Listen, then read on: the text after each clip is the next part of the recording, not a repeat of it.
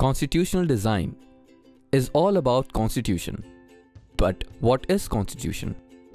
Well, there are some certain rules which every citizen, leader, state, in fact the whole nation have to follow. All such rules together are called constitution. As the supreme law of the country, constitution determines the rights of the citizen as well as the power and duty of the government. But why do we need a constitution? Is it really that important? Let us understand this with an example of South Africa. During the 17th and the 18th century, trading companies from Europe traveled to South Africa and occupied it with arms and force. Whites settled in South Africa and became local rulers. They started a new rule known as apartheid system, a system of racial discrimination.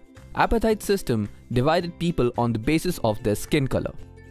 The native people of South Africa made up about 3/4 of the population and were called blacks. Europeans who were fair in color were known as white. There were people of mixed races known as colored, which also included people who migrated from India. The whites considered themselves as superior and treated others as inferiors. Apartheid system was so harsh that it led to segregation. Means non-whites did not have the right to vote. They were forbidden from living in white areas. They could work in white areas only if they have permit. Transport, hospitals, education facilities, cinema halls, beaches, swimming pools, toilet, all were separated for the white and black. They could not visit the church where whites worshipped. They were not allowed to form associations or protest against such terrible treatment. Time passed by and people suffered a lot. In the year of 1912, ANC, as known as African National Congress, was formed with the aim of fighting for the rights. After 1950, the blacks, colored and Indians fought against the apartheid system. They launched protest marches and strikes. In 1960, white South African government banned ANC. But still, Nelson Mandela and few other leaders continued to protest. As a result, in 1964, government killed thousands of black and colored people, while Nelson Mandela and 7 other leaders were sentenced to life imprisonment. But the protest continued with more power. Workers' unions, Communist Party, Sensitive White all joined ANC. As the protest and struggles increased, government realized they could no longer rule through repression. After 28 years of imprisonment, Nelson Mandela walked out of jail as a free man, and a negotiation was held between both parties.